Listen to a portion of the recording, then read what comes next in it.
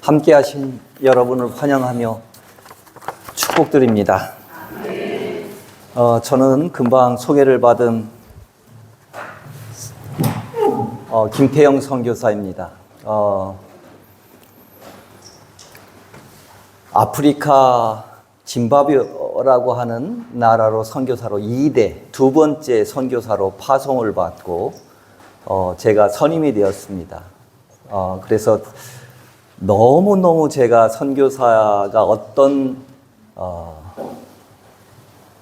사람인지 알기에 너무너무 기쁘고 너무너무 제가 지금 상기되어 있습니다. 최전선에 나가서 영적 싸움에 무너뜨리는 그 역할을 하기 때문에 그렇습니다. 제가 아프리카에 있는 동안 제 아내한테 전화가 왔어요. 그래서 이런저런 이야기를 하다가 당신은 무엇 때문에 그렇게 아프리카가 좋으냐고, 뭐가 그렇게 좋은데 그렇게 물었어요. 그래서 제가 좋은 게 많은데 그 중에 하나가 내가 한국에 오면 환영하는 사람은 없는데 아프리카 가는 곳마다 나를 환영해줘. 학교를 가면 교장 선생님이 신발을 벗고 뛰어나와서 나를 환영해 주지 않나.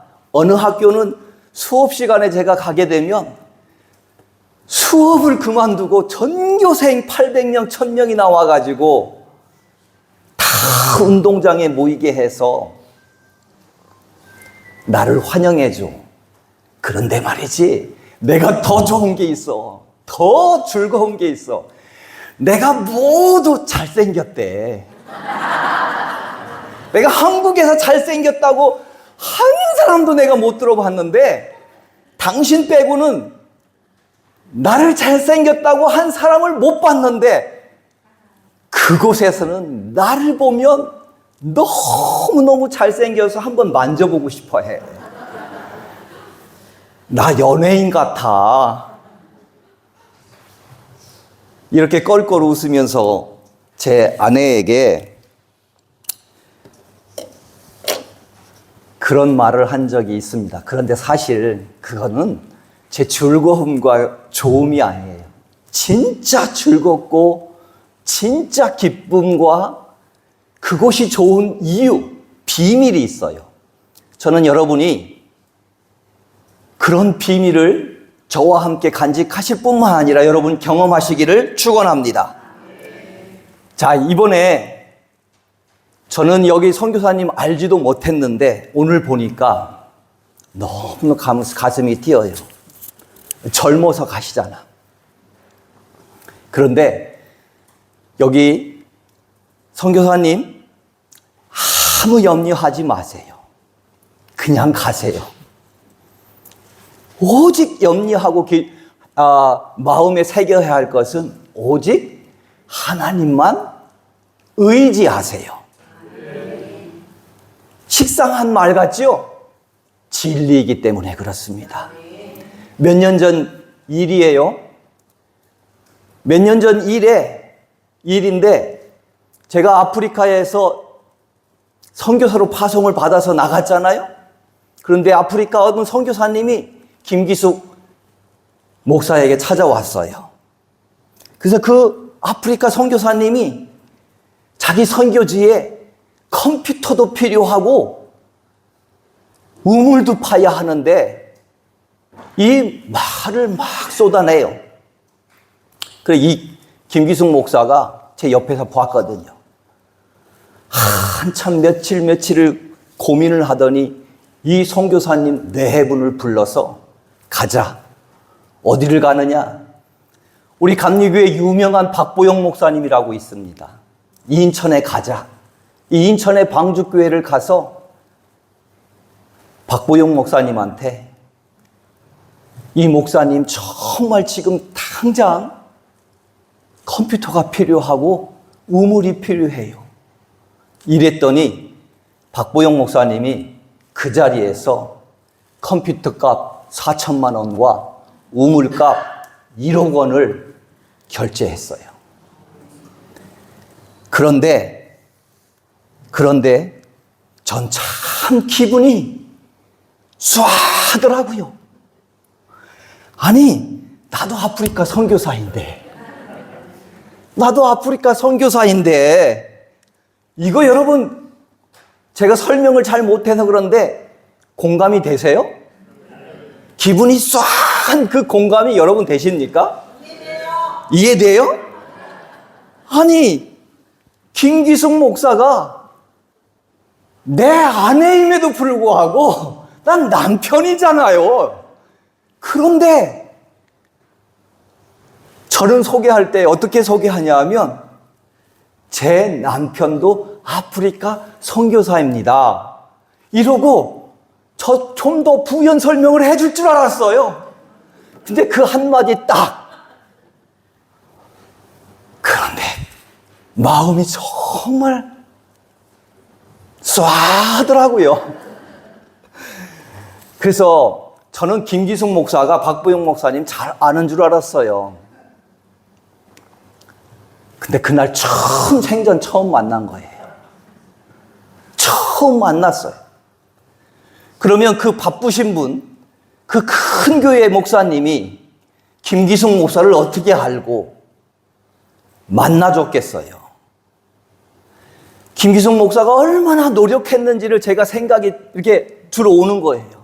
그러니까 더 쏘한 거야. 아니, 남편 목사는 이 생각 드는 거예요. 이 생각. 근데 사실이지 그 섭섭한 마음 한 번도 내비친 적은 없어요. 사실. 와, 그런데 또 한 가지는 이 박보영 목사님은 김기숙 목사를 어떻게 믿고 그 소개해줬다고 그 자리에서 1억 4천을 컴퓨터 40대 값과 우물 1억 원 10개를 해주냐고요. 전 그걸 보고 알았어요. 야, 선교는 혈육이 아니다. 믿습니까? 선교는 혈육이 아니에요. 선교는 오직 하나님의 의지에 있습니다. 아는 사이라고 선교비 지원하지 않습니다. 절대 낭망하지 마십시오. 동기라고 선교비 지원하지 않습니다. 아내라고 선교비 더 주지 않더라고요. 제가 보니까 우리 이 설성교회에서 선교사가 우크라이나에도 있고 어디 일본도 있고 홍콩도 있고 막 이런데 남편이라고 선교비를 더 지원하지 않아요. 네, 제가 또 한 번 들었는데 정말 우리 설성교회가 대단한 것은 우리 청년부 하나가 선교비를 지원한다고 우크라이나 전쟁에 있잖아요. 지원한다고 전시회를 열어가지고 거기에 수백만 원을 모집해서 그걸 보냈어요. 그런데 저는 섭섭한 건 하나도 없었어요. 아, 정말이에요. 그런데 제 아내한테는 여전히 제 안에 쏴한 기분이 있어요. 그래서 어저께 토요일인가 금요일에 에이렌에 사모합창단 있다길래 그 말을 처음 한번 섭섭함을 얘기를 했어요. 그랬더니 하나님이 시켰다고. 그러니 어떡하냐고. 제가 화낼 수도 없잖아요. 그래서 우리 모두 선교는 이 영적인 싸움이기에 하나님을 의지해야 합니다. 보내는 성도들도 하나님을 의지해야 하고 나아가는 선교사님도 하나님을 의지해야 합니다. 제가 말씀드렸잖아요. 혈육이 아니라고. 동기가 아니에요. 아는 사람이라고 실망이 더 커요. 아는 사람은. 절대 아는 사람을 의지하지 마시고 사람을 의지하지 마시고 하나님을 의지하는 우리 선교사님 그리고 보내는 교회가 되기를 축원합니다. 저는 몇 년 동안 아프리카에 선교를 나가서 비자를 받지 못했어요. 그 비자를 받지 못해서 3개월 되면 비자런을 했어요. 이 비자런을 했다가 다시 들어올 때 이 이미그레이션에 너무너무 저를 괴롭히는 거예요. 그런데 작년에도 또 같은 상황이 일어났어요. 학교를 짓다가 3개월이 다 되어서 비자런을 했어요. 그런데 다시 금방 또 들어가야 할 일이 생겼어요. 왜냐? 이제부터 잘 들어보세요. 저도 매해 우물을 2개씩 팔 수 있도록 하나님이 붙여줬어요. 교회를. 그래서 매해 우물을 파시는데 이번에는 3개를 파셔야 한대. 그 10개째예요. 저도 10개째. 그게 누구시냐 하면 이 에이렌에 주의를 하시는, 오늘은 안 오셨지만 여주 중앙감리교회 사모님이 목사님 선교팀을 모시고 오신대요. 그런데 제가 오신다고 하는데 아유, 저 비자 때문에 좀 늦게 오셔야 해요. 빨리 오셔야, 이 말을 못 하겠어요. 그래서 오신다고 하는 날짜에 오신다고 하는데 비자런을 했잖아요. 제가 빨리 다시 짐바브웨에 들어가야 할 상황이 된 거예요, 이제. 그래서 이 선교팀을 맞이해서 선교지를 가야 하잖아요. 근데 다시 국경을 넘는 이 이미그레이션을 가는데 너무너무 또 마음이 눌리는 거예요. 어려운 거예요. 그래서 이미그레이션 들어가기 전에 자동차에서 핸들을 그냥 있는 힘을 다해서 잡고 기도를 했어요. 그리고 들어갔는데 이게 완전히 바뀌었어요. 예전에는 다 이 페이퍼에다가 자기 신상 적고 그리고 제출하고 이렇게 들어갔는데 이게 완전히 전산화가 된 거예요. 아, 이걸 보니까 큰일 났다. 이거 전산화되었기 때문에 내 기록이 다 나올 텐데 이거 못 들어가면 어떡하지? 당장 월요일에, 주일이었거든요. 월요일에 선교팀이 오는데 누가 이분들을 배웅하고 선교지를 하지? 선교지를 돌아보지? 큰일 난 거예요. 그래서 다시 바뀐 그 이미그레이션 사이드에 아이패드에 제 신상 기록을 다 적고 그 컨펌을 하고 제출을 하는데 안 들어가는 거예요. 몇 번을 해도.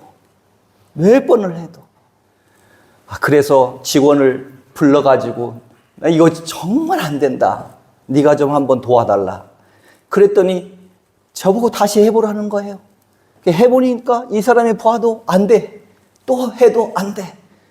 3번을 그 사람이 보고 마지막 그 사람이 직원이 하는데도 안 되는 거예요. 그러더니 저를 부르고 패스포드가 달래요. 저를 보더니 코리안, 사우스 코리안 이러고 저를 불러서 이제 사무실로 데리고 가는 거예요. 그리고 죄를 다른 사람에게 인계하는데 다른 사람이 인계할 때 이 컴퓨터를 막 치는데 뭐가 안 되나 봐. 느낌이 너무너무 걱정되는 거예요. 막 쳐요. 몇 번을 하더니 이 사람도 오늘 제가 처음 불렀던 그 직원을 불러서 같이 그 사람이 컴퓨터를 쳐도 안 되는 거예요. 그러더니 둘이 뭐라고 하더니 그러면 패스포드를 복사를 하라고 해요. 근데 패스포드를 복사를 했는데 안 되는 거예요. 이 패스포드 복사기가 고장이 났는지 안 되는 거예요. 몇 번을 해도. 그러더니 또 자기들이 뭐라고 하더니 그러면 제 패스포드를 몇 가지를 적고 옆에 있는 창구를 저에게 인계를 하는데 그 직원이 직접 저를 인도해서 그리고 그 2번째 창구를 가는 거예요. 그 2번째 창구 직원이 또 막 뭘 한번 쓰고 2번째 창구 직원이 3번째 창구로 또 인도를 하는 거예요, 저를.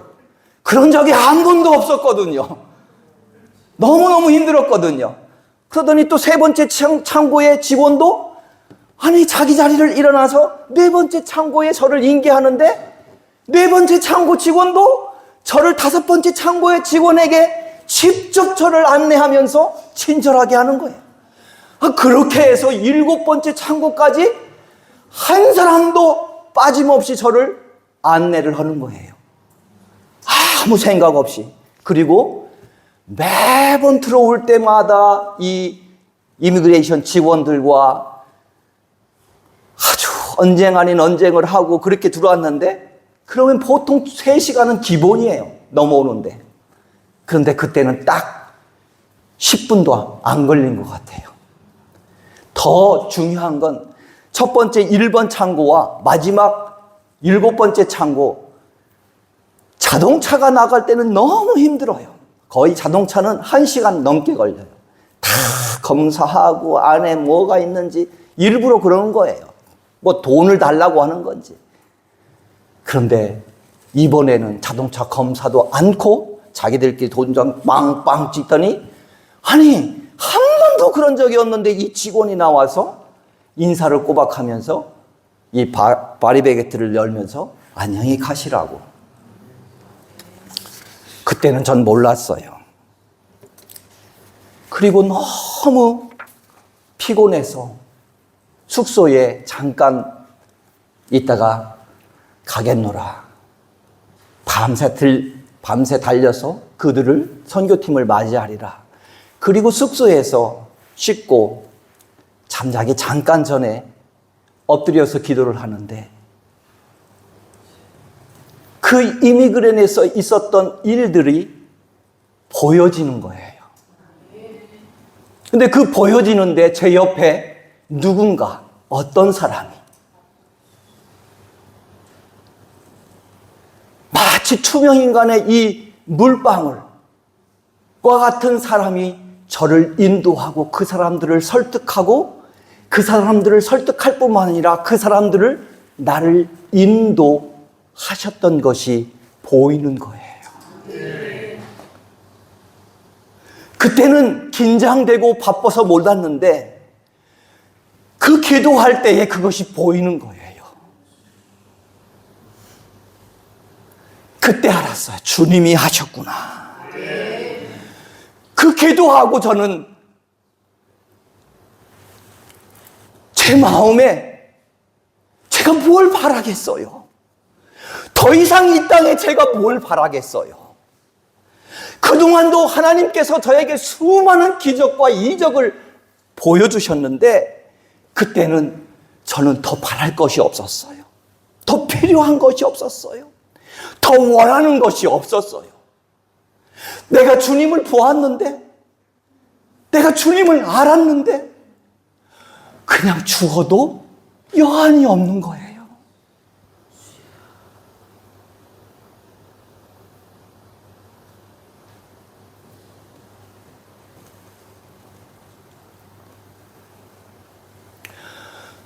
Una purtiva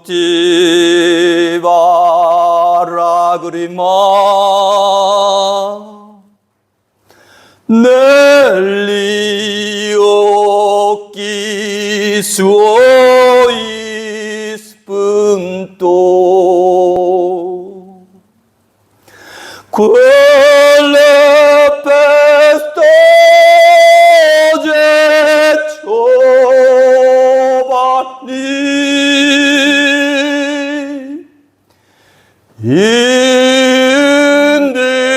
indedia al sembro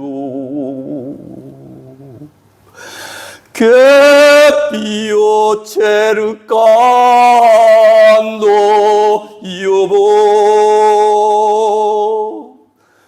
che più cercando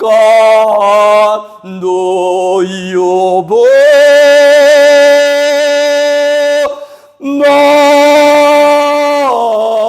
Mama Shimama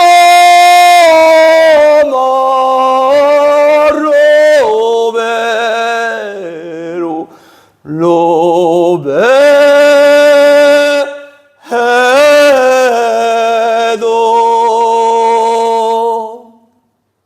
제가 주님을 보았어요.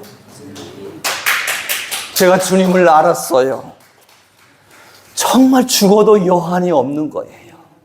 여러분, 이 노래는 제가 엉터리로 불렀지만 파파르티가 불렀던 땀 몰래 흐르는 눈물이에요. 슬퍼서 불렀던 노래가 아니라 감당하지 못하는 이 무식하고 천한 이 청년이 지주의 딸을 사랑했는데 그 딸이 자기를 사랑하는 그 내용으로 불렀던 노래 아닙니까? 제가 제 아내가 그리워서 아프리카 밤하늘에 별빛이 쏟아지는 그곳에서 매일 불렀던 이 노래의 가사가 그 주인공이 제 아내가 아니라 바로 예수님이었어요. 나는 보잘것없고 전하기가 이를 데 없고 무식한 자였는데, 정말 사랑할 수 없는 자였는데 그 예수님이 눈물을 흘리면서 저를 사랑한대요. 그러니 제가 뭘 더 바라겠어요? 제가 널 뭘 더 필요하겠냐고요.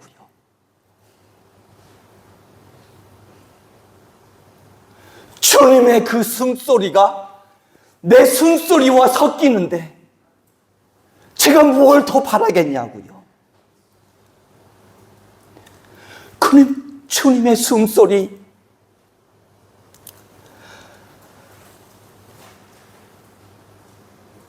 빼뿌고 아수어이 소스피르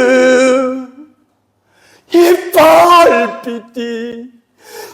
발빛이 센트르, 이 가사가 주님을 향한 제 마음이었어요. 주님과 저가 그 숨소리와 합해지는 그 순간,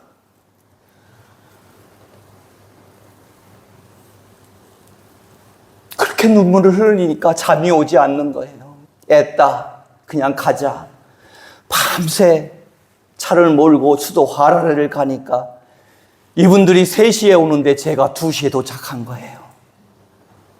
그리고 이분들을 3박 4일 동안 제 선교지를 둘러보고 귀한 사역들을 하고, 그리고 돌아오는데, 이분들을 배웅하고 돌아오는데 문자가 오는 거예요. 문자가 무슨 급한 문자인지 봤더니, 신청한 비자가 나왔으니 이미그레이션에 와서 찾아가시오. 아멘. 할렐루야. 아멘. 저 정말 이 비자 때문에 매번 3개월 되면 비자를 하냐고 너무 힘들었습니다. 그래서 제가 우리 선교사님 2번째 드리고 싶은 말씀은, 그리고 모든 분들에게 드리고 싶은 말씀은, 그분을 소망하며 희망을 끊임없이 가져라입니다. 그래서 제가 매번 아내와 이 아프리카에 있던 이야기들을 전화로 하면 맨날 놀라 자빠져서 집에 와서 이야기를 하면 눈물을 흘리고 같이 저도 흘리면서 하나님이 역사하신 그 사역의 기쁨과 놀라움으로 서로 눈물을 흘리면서 나누고 그러는데, 제가 그랬어요. 이번 스텝이 기대된다 하고 또 그랬더니 제 아내가 갑자기 올해는 가기 전에 유서를 써고 가, 유언장을 쓰고 가. 그래서 제가 그랬어요. 다른 거 다 필요 없고 당신이 잘 어울릴 것 같은 옷을 내가 입던 걸 입히고 딱 한마디만 해줘. 내가 잘생겼다고. 그리고 제가 같이 하나님의 기쁨을 나누었는데, 여러분, 이 땅은 어두움이 가득한 땅이기 때문에, 이 땅은 정말 힘든 땅이기 때문에 여기에 있는 모든 분들이 그 어떤 상황보다 크신 하나님을 의지하시는 여러분 되시기를 축원합니다.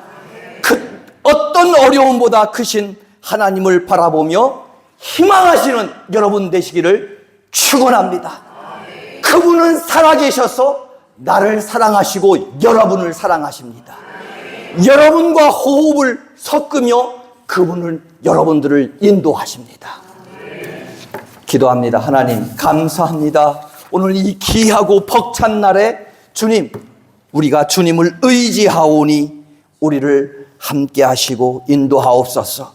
우리가 끊임없이 주님으로 말미암아 희망하오니 주님의 일에 복되게 하여 주옵소서.